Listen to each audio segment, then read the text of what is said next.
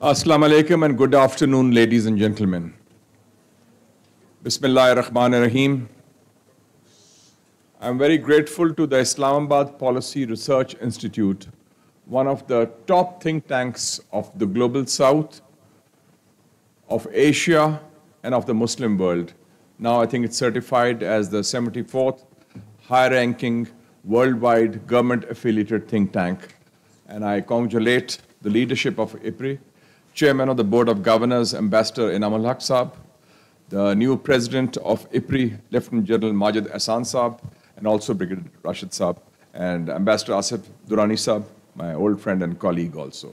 And Farzana Saab, thank you for your very good presentation. And early we heard some very riveting presentation by Ambassador Masood Khan Saab. So I'll just try to be very focused and short because much has been said.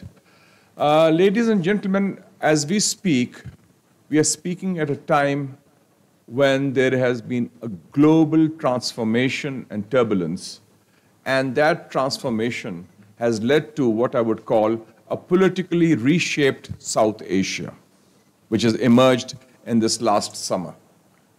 And this politically reshaped South Asia gives hope that struggles for self-determination, struggles of the oppressed, like the struggle of the people of occupied Kashmir and occupied Palestine, that there will be light at the end of the tunnel.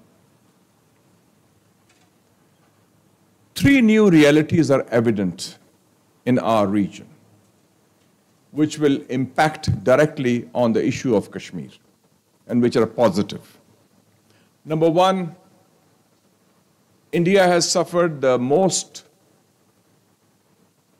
biggest and devastating setback in its history since the 1962 humiliation from China. Militarily, politically, diplomatically, and media-wise. And they're still smarting from that. Even yesterday, Reuters had a story, what went wrong, how the planes were shot down, then the Economist had a story, then their own people are talking about it. They've not been able to figure out. So, because the defeat has been so evident. So that is one very major thing. And I think, Farzana Sahaba, you should know that in Pakistan, sometimes defeatism is there at the top level, but not among the people of Pakistan. The people of Pakistan have that resilience, that strength, and that has been demonstrated in two of our finest hours in the last 25 years. In 1998, when we became a nuclear power, despite pressures from outside, and in May 2025, when we fought back and hit back and gave them a bloody nose. So that's the first new reality. It's a different South Asia. People are looking at Pakistan differently, and they're looking at India differently also. That is the key thing. And this is the biggest defeat for India since 1962, since the humiliation under Nehru. The second one is that none other than President Donald Trump, and by the way, I was the first to say in Pakistan he'll be the next president, and I predicted that, and that he'll be good for Pakistan. And he has, because he is the first American president after John F. Kennedy, who is not from the American security establishment and not a traditional, conventional mindset. And he has said that Kashmir is the core issue between the two countries. And he said it's for hundreds of years. By that he means Muslim and Hindu problem. So that is very important that at the highest level, the President of the United States is talking about Kashmir as the core cause of contention between Pakistan and India. And I think that opportunity should be seized with. The third new reality, which is also extremely important for us, is that today, ladies and gentlemen, China is a de facto party to the Kashmir dispute.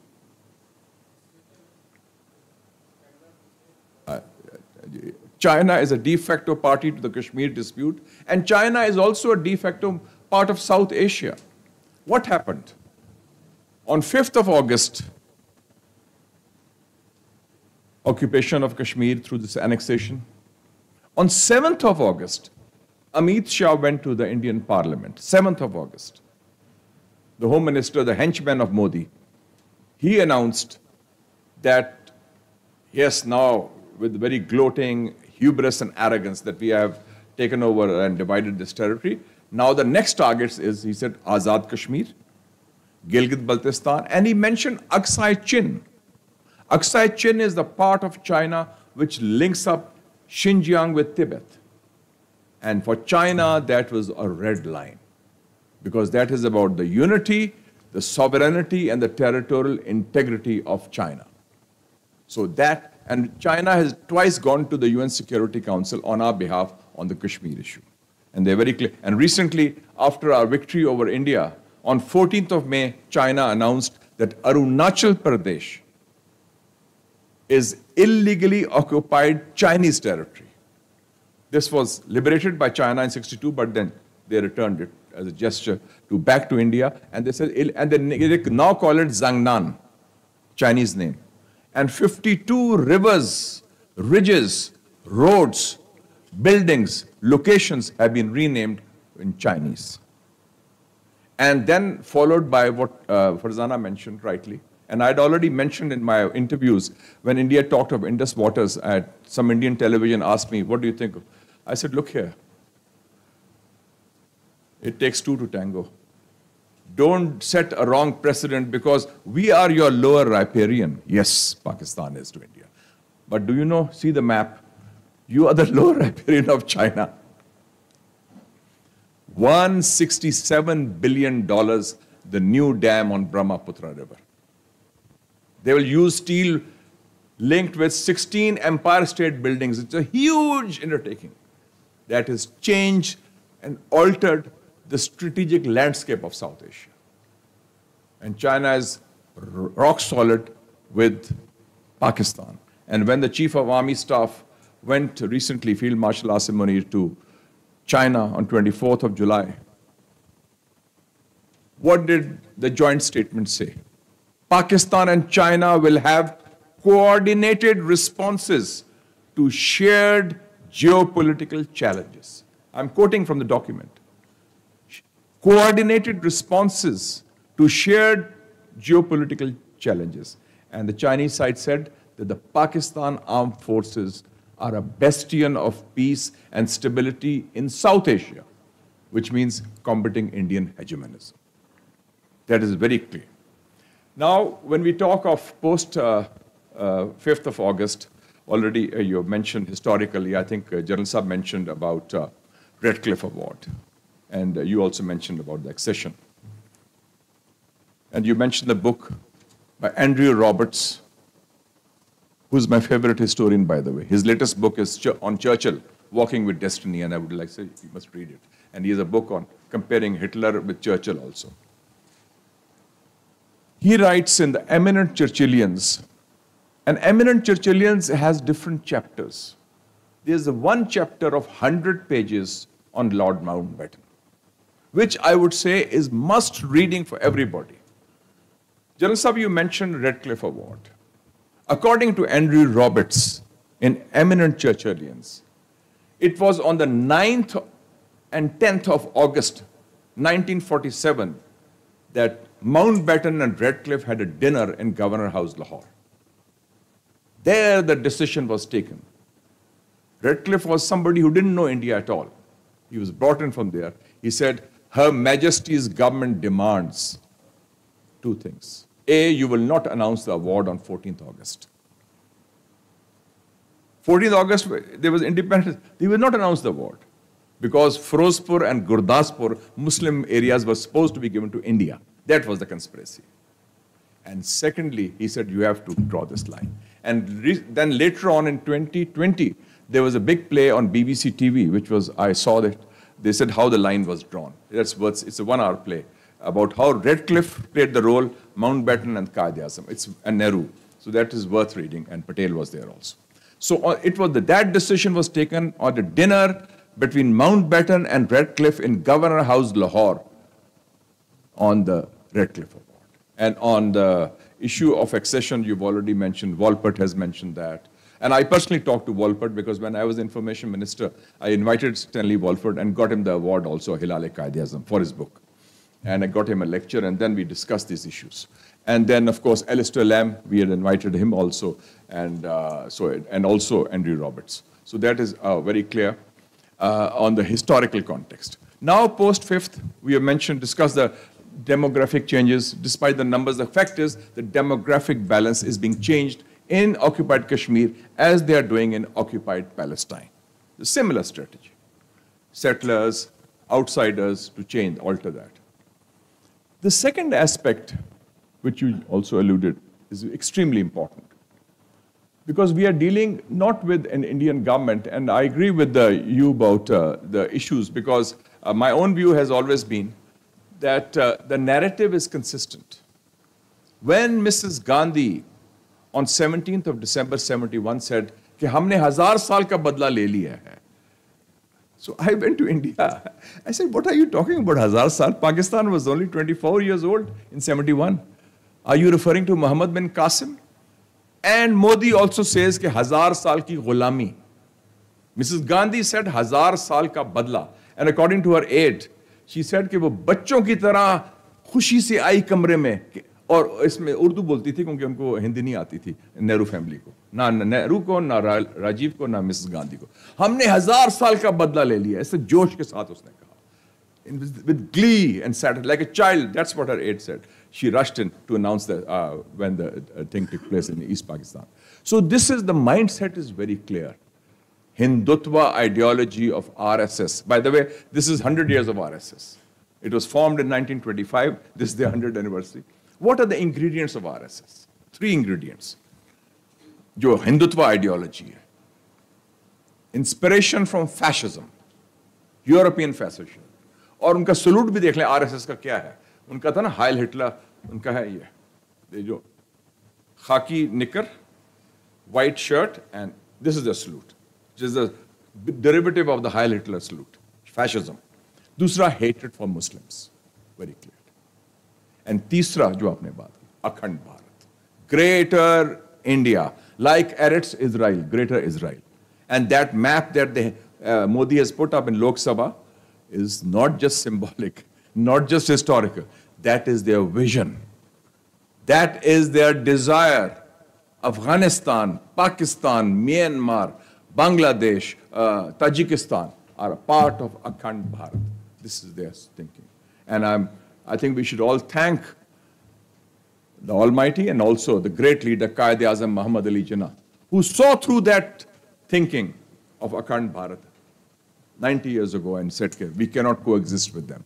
And that is why Pakistan was created. So that is very important. The third component of Indian strategy has been state terrorism. State terrorism inside occupied Kashmir, and you gave the figures very completely documented, and also against Pakistan, and also against people who are dissidents. This is done by RAW at the instance of Indian state, and the RAW station chief was expelled from Washington, D.C. after planning the assassination of the Sikh American and also the killing in Canada. And this, I think, is extremely important. You mentioned about Genocide Watch, Brigadier Saab. The president of Genocide Watch is Dr. Gregory Stanton. And Dr. Gregory Stanton gave testimony to the American Congress in January 2023, I think. It's in the net also, where he said that parts of India, he said, one occupied Kashmir and the other one Assam, are in a situation where India can perpetrate genocide.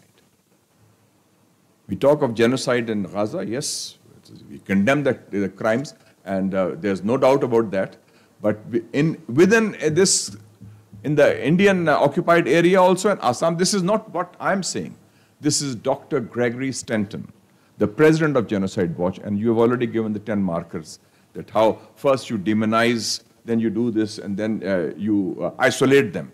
So this issue of genocide, this is what needs to be done, is we should mention that.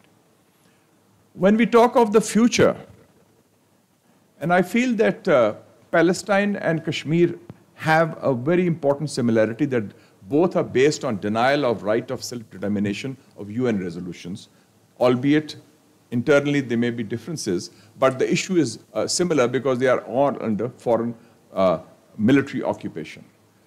We should be very clear that, Farzana Sahiba, on the issue of Kashmir, the policy was enunciated by the Quaid-e-Azam Muhammad Ali Jinnah. Kashmir is the jugular vein of Pakistan. So Kashmir is the part of every Pakistani's DNA. So it's an issue above any government or any party. It's part of our DNA where, and there are three issues on strategic issues on which there's a complete consensus in Pakistan: Kashmir, nuclear, and relations with China. So I think that we should rest assured that from Pakistani side, we have already taken that position, and Quaid-e-Azam was willing to go to war with India on Kashmir, and he did that also. For the future, I think the biggest challenge is fighting defeatism and appeasement. This kind of defeatism that is there, and I think this is a problem among many Muslims also, many Pakistanis also, and they say, oh, kya banega, haath malne shuru hue the. Not at all, because we have shown, and I think Iran also has shown to Israel, and Pakistan has shown to India, that size does not equal strength. Because if that was the case, the Vietnam should have lost to America, and Afghanistan should have been under Russian occupation, and Cuba should have ceased to exist as a socialist country 90 miles from America. So that is, I think, extremely important. The other area that we need to focus on, extremely important, is on lawfare. March 2024, the International Court of Justice was meeting, and South Africa has taken Palestine to that issue. The Chinese delegation said, and it's very important to understand, that people living under foreign military occupation have the right of armed resistance to foreign military occupation. It applies to Palestine, it applies to the Kashmiri struggle, because it's foreign illegal military occupation in violation of all international laws and the UN Charter.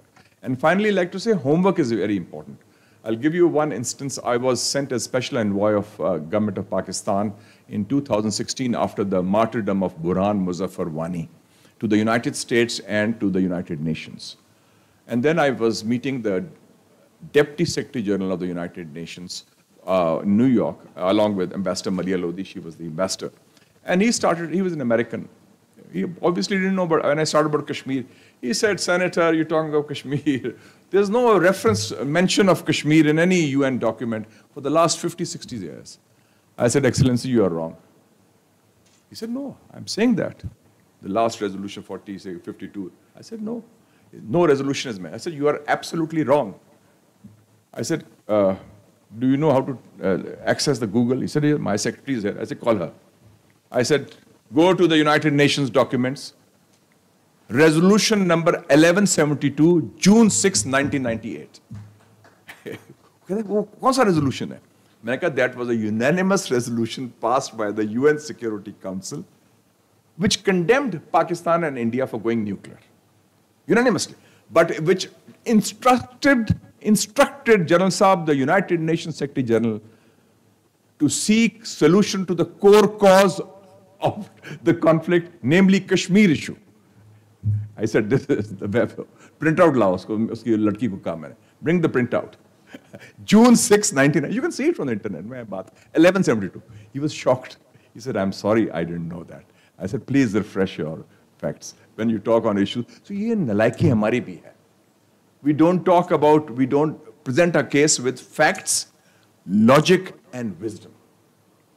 ये armed resistance की बात है, UN resolutions की बात है, because this is fact. Yes, they condemn India and Pakistan for going nuclear, but they mention Kashmir as the core cause, and they instruct, वो तो हमारे हक में है. So why don't we use that to our advantage? So if you do your homework well. And plus, I think apart from lawfare, I feel that Edward Said was a professor when I was studying in America. He was a professor in New York, in Columbia. He told Arafat that the Palestine issue will only be resolved once Western public opinion changes in favor of Palestine. That has happened today. If the Western public, or person demonstration हुए 3 लाख का Sydney में, 300,000 No, you're talking of the West. Australia, जी, दो पर महल जिसे कहते हैं. New York में demonstrations हो रहे हैं, लंदन में हो रहे हैं, Berlin, Madrid, you name it, London. So all these places. So I think that and everybody is talking of recognition of Palestine now. It's a symbolic thing, but that means an injustice has been accepted, except by the United States. And I felt Trump would have done it, but the Israeli lobby is blackmailing him on the Epstein files. The Israeli lobby ne kiya, unko phasaya bhi hai, and they are using that as a cover to weaken him. So I think that we should pursue this. We should have a special envoy appointed on Kashmir, who should be full-time. Inam sahab, joggers palo si apne. Better ton pe rahe si baar.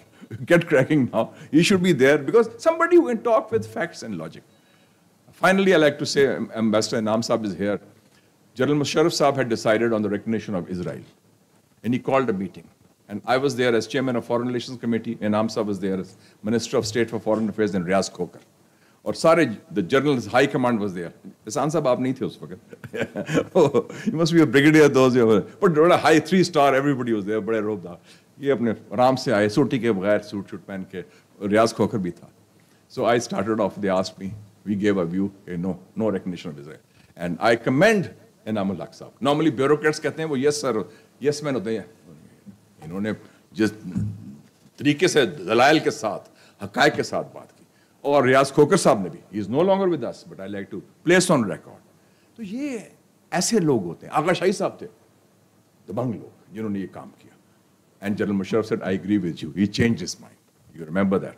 So if you have that capacity and will, and I like to also mention Agha Shahi Sahab, finally, लोग बात करते हैं General Zia की दूसरी चीज़ें. 1979, when the Americans discovered that we have the nuclear facility being built in Kahuta, General Zia sent a delegation led by Agha Shahi Sahab to America, October 79. कहा हम नहीं बना रहे bomb. So they asked Agha Shahi, they said we want to have a separate room. General Sahab, when the Americans want to put pressure, वो अलग ले जाते हैं आपको कमरे में. तो शाही साहब was taken separately. बाकी उनके साथ है साहबजादा याकूब खान, जनरल गुलाम जिलानी खान, जनरल के.एम. आरिफ, उनको अलग ले गए. इसको डराते हैं ज़रा. तो आगा शाही साहब बड़े आराम से बेंगलोर से थे, very soft spoken, एन के पहनी हुई पाइप साथ. उन्होंने कहा, look here, Mr. Agha Shahi, you are walking into the valley of death if you build the nuclear bomb. तो शाही साहब बड़े पूरा relaxed, he smiled, puffed his pipe, smoke here. We can't build a bicycle. How can we build the bomb? And then he went back to General Zia and reported कि उन्होंने ये कहा. उनका अच्छा. General Zia called Dr. Ashfaq. Go and look for the site where we will test the nuclear bomb. The Chaghi site was selected, ladies and gentlemen, 19 years before we tested. ये है हिम्मत और हौसला हमारे लोगों में. तो ये जान है हमारे सिस्टम में. और इंशाल्लाह on Kashmir also we will not give up till the liberation of Kashmir from Indian occupation. Kashmir banega Pakistan. Thank you very much.